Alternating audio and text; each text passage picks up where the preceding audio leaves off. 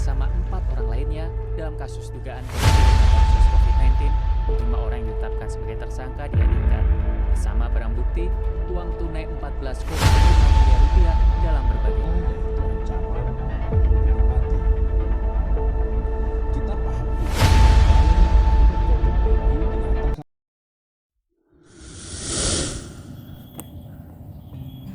Kasus korupsi di Indonesia sudahlah parah dan sudah tinggi.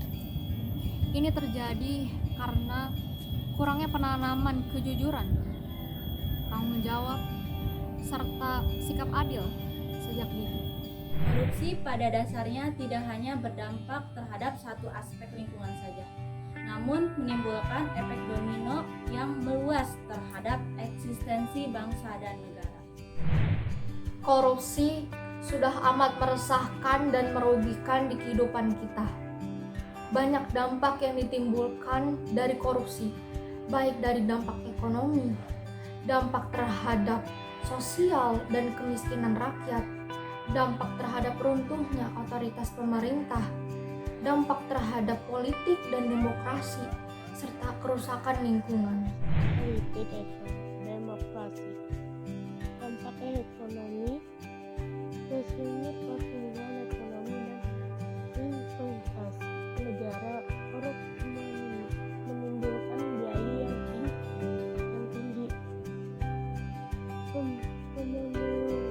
penurunan produktivitas, investasi yang pernah berdampak meningkatnya PHK dan pengangguran, rendahnya kualitas barang dan jasa bagi publik, sarana dan prasarana yang tidak sesuai dengan harapan.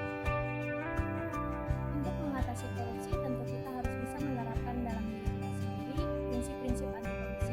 Yang pertama, akuntabilitas seperti kesesuaian aturan dalam pelaksanaan dan transparansi keterbukaan tanpa adanya penyimpangan.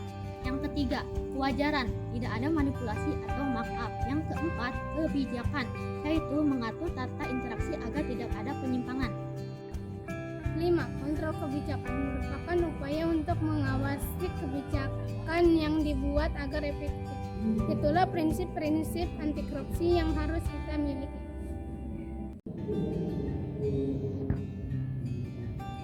Bahwasannya teman-teman, korupsi tidak lagi asing terdengar oleh kita. So what? Terus mau apa? Diam. Diam tentu bukan opsi. Yang harus kita lakukan untuk negara ini adalah berkontribusi apapun resikonya. Mungkin kita sudah tahu salah satu contoh kegiatan turun ke jalan merupakan salah satu bukti nyata dari masyarakat maupun mahasiswa untuk mencari keadilan di bangsa ini. Jika ucap pemimpin sudah tidak bisa lagi kita pegang, kepada siapa kita harus mengadu?